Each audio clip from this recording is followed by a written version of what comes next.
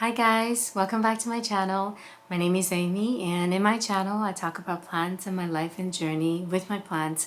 I'm just filming this introduction right now because I actually tried to film the unboxing of the Hoyas I told you guys about that was imported for me, but the unboxing video was a little bit chaotic, and I eventually ended up wanting to repot all of the Hoyas anyway, so I subsequently filmed a repotting video, and then you guys got to see the Hoyas better, their roots and their foliage. So I'm just not gonna show you guys the unboxing video. Maybe I'll show some footage, but during the repotting, there are a couple of Hoyas that I didn't get to show you guys because they were already potted. So I'm just going to show you guys here. So let me just tell you a little bit about these Hoyas. I am friends with Plant Seller. They're on Facebook. They're Canadian, in Alberta, I believe. And you can find them. They're called Tropical Life Supply. So I've purchased Hoyas from them before. And a few months ago, he was doing a pre-order to import Hoyas, and he asked us to tell him what we would want to help him come up with a pre-order. And then recently he got the Hoyas, and I think he got thousands of Hoyas that were just newly imported. And for the people who order, he's acclimating their Hoyas for them for at least, I think, 4 weeks. But he also offered people with more experience with with Hoyas, if we want to get the Hoyas shipped to us earlier. So I opted for the earlier shipping option because I feel pretty comfortable taking care of these Hoyas. So these Hoyas, as newly imported plants, they need a little bit more care. Some of them, the roots came really robust. Some of them have some root rots. But overall the foliage, everything is very beautiful, and I really like working with Tropical Life Supply. They're just really awesome people. So later on you'll see during the repotting all the other Hoyas, and the ones that I didn't get a chance to show you guys in that portion, I'll just show you now. I have this Hoya undulata. This is one of the Hoyas that actually did not come with any viable roots. So I'm keeping it in a really warm place to try to reroot this Hoya. I really hope it takes, because I already lost an undulata before. This is my second try, but I've heard really like that it's a pretty finicky plant, and now that I'm starting without any roots, it's a little bit scary. The other one that I got is a beautiful Hoya fungii. I have wanted a fungii. I don't know, some of you may know I have one that doesn't really look like a fungii. It's kind of misshapen, so I've been really wanting to get a fungii with a nice fungii form. So this leaf is probably it's gonna drop and die off, but this is also a plant that didn't have a lot of roots, but I'm just gonna root them in soil and just keep them warm.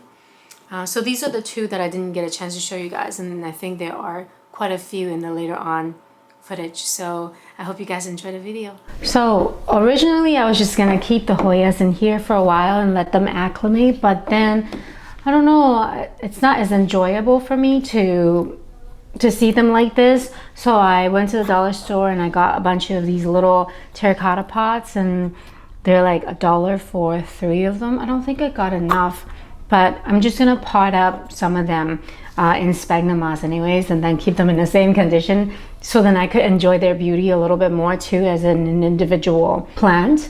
So yeah, let's just start. I have counted all the plants in the box, and it was missing one Hoya. So I hope that they will send that out to me. And as I mentioned, some of the roots on these ones are not very good. Like this one, as you can see, it's just a lot of root rot, but it was just imported. So I know what I've signed up for is to do a lot of recuperating and acclimating and rerooting. This is the Hoya pentaphlebia, but it's very pretty. I'm just gonna pot them up with you guys here. So for the ones that need rerooting a little bit more, I think I will put them in an even warmer space, maybe like having like a heating mat underneath to speed up their rooting process. And also for the Hoyas that need to be propagated or to be rerooted, I like to pack them in a little bit more densely than the Hoyas that already have roots. I find that when they're packed a little bit more densely, the roots come out a little bit quicker. This is the first one. And but with the ones with roots, I like to pack them a little bit loosely so that they have sufficient room to breathe. This is the Fusco marginata, also not a lot of roots and some root rot, but that's okay. When I first started collecting Hoyas were already quite popular, but I feel like lately it's gotten even more popular than even just a year ago. Maybe because I'm in the Facebook groups, it just feels that way to me. I'm not sure, but Fusco marginata is such a pretty Hoya. I've bought a cutting of this before from someone on Facebook, and the cutting didn't stay around, so I want to try again. This is one of my favorites from the import, but also it's unfortunately not a lot of roots. This is the mitrata. There's like the ID tape kind of taped on the stem. There's a little bit of roots coming out from there, so you can see there's some roots like on the top, so I'm gonna plant this one in as deeply as possible to get those roots in the pot. So I'm gonna plant it a little bit higher than I normally would. I just purchased another 80 liters of sphagnum moss because I just really like using sphagnum moss for a lot of things. You guys know that already. A lot of you have asked me how I water with sphagnum moss. I am hesitant to give any pointers because I'm also still learning and observing myself, and sometimes I still get root rot on my Hoya. So I just kind of feel like I'm not in a position to, I don't know, to teach. So cute. Tuck that little tag in there. So, I have so many Hoyas, so I like to keep the name tag like at least somewhere in the pot so then I can have some reference. So this one is the Hoya Patiae. This is a pretty big size. So I actually took a cutting of it already to root because I'm scared the big plant may not do well. So at least I will have cutting. Maybe I could even take a couple of cuttings. Yeah, I should. It's a shame to cut a big plant, but at the same time, I just need the assurance. But I can pot them together, I think. So the bigger plant, obviously I planted in a little bit deeper, and I put a layer of sphagnum moss in, and then I could put the cuttings in because they don't need to be in as deeply. If you guys watch my Hoya propagation video that I just put up recently, I have really good success rooting with soil. So I'm actually kind of leaning more towards using soil again with my Hoyas, especially the woodier stem ones. The roots just came out so fat and healthy, like fatter and stronger than the roots that I got from sphagnum moss. So this looks really pretty. Really pretty as a full pot, hey? Beautiful. The next one, this one didn't come with ID, but I'm pretty sure is the mitrata big leaf.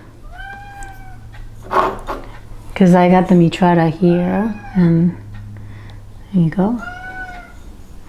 But this one doesn't even have like much of a stem, but it has rooted, so yeah. So this is gonna be a tricky one. I hope it does okay. So this one, obviously without much of a stem, I have to really pot it up quite high. So fill the pot with sphagnum moss and then put this one in, and it's got this one root, so I don't want to hurt it. When I see it being so tiny, and you know, like, so most of the sphagnum moss will be, it will be quite moisture retentive, and it doesn't have that much root. So I need to remember when I water this plant, I just need to like lightly moisten the sphagnum moss. I do not want this to hold on to too much moisture at all, Yeah, just enough so that the roots can keep growing, but definitely do not saturate that sphagnum moss. This also minimal roots. Yeah, prices, so this is probably about $25 to get this one, but because it's a newly imported plant, so there's a huge difference for when you purchase plants. When it's a newly imported plant, there's a lot of work involved to reroot it, and there's a lot of risk involved too of losing the plant. So when you buy a plant that's already acclimated, already rooted here, you're paying for that effort and that assurance that the plant is going to more likely stay healthy and alive with you. Especially for somebody who is kind of newer at this hobby, I would pay a little bit more money for a plant that's you know, grown here and acclimated and very well rooted.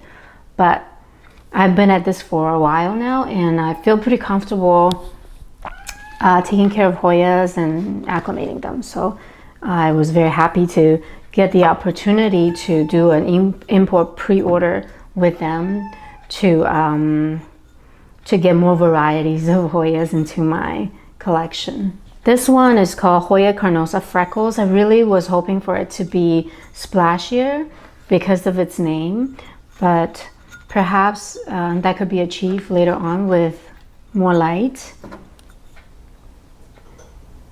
Olive, no, come here.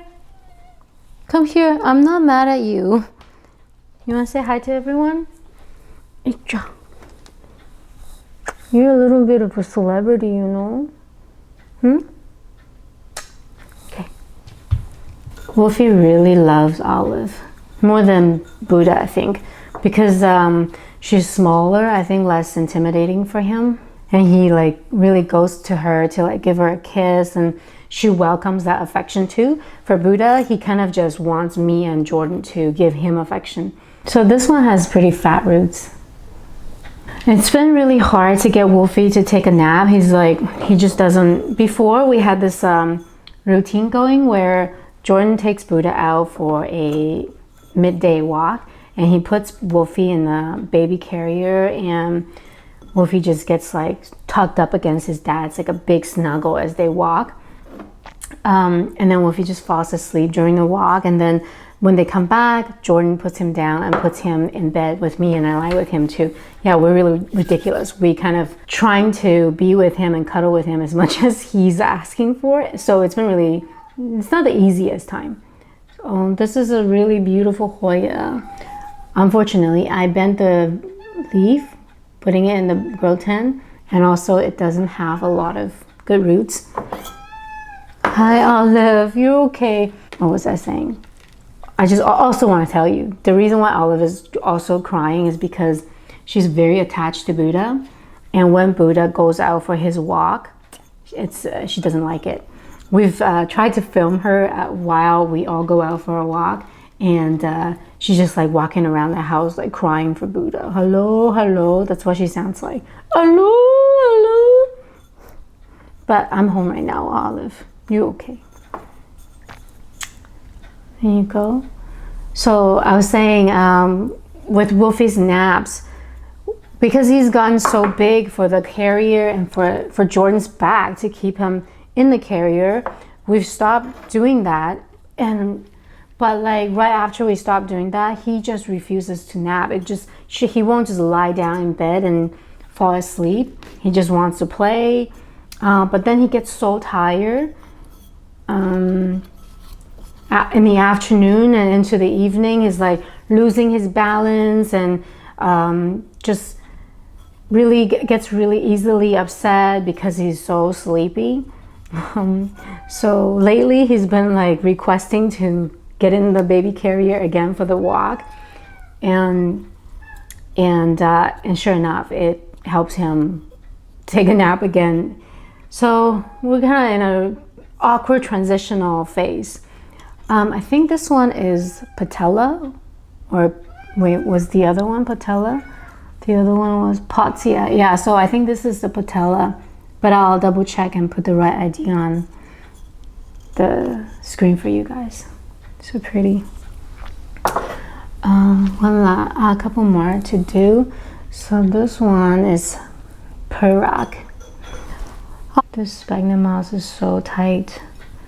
Yeah, so anyway, so Jordan and Wolfie just went out for their walk and Wolfie's in the carrier.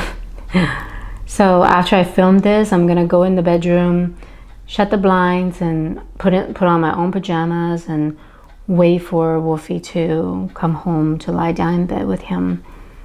When I first started making my YouTube videos, I would film during the time that they're out for a walk, and then I would not edit because I didn't really know how to use any editing software.